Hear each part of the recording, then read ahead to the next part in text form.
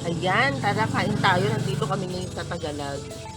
So, nanalo sila ng award si Valenzuela City for this effort na maganda yung community natin dito sa Tagalog. So, nandito kami ngayon sa doon po sa amin at kumakain kami ng breakfast. Kain tayo.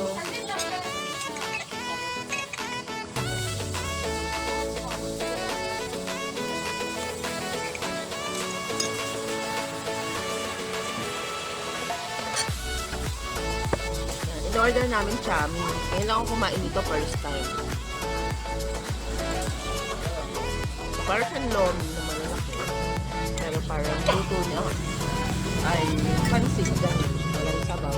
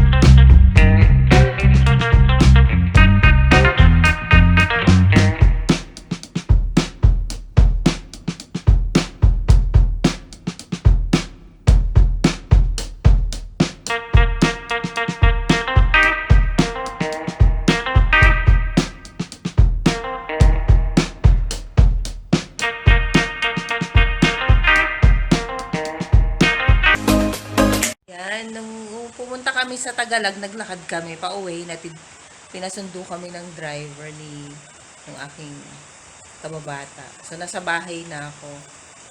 So, ayun yung ginagawa ko pag Sunday or Saturday morning. So, I see to it na pag okay ako, wala akong COVID, ay nakakapaglakad o nakakapag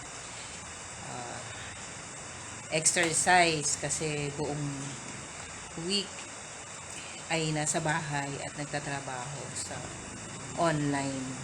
So, yan yung isang Sunday morning ni Wawa Max. So, thank you for watching.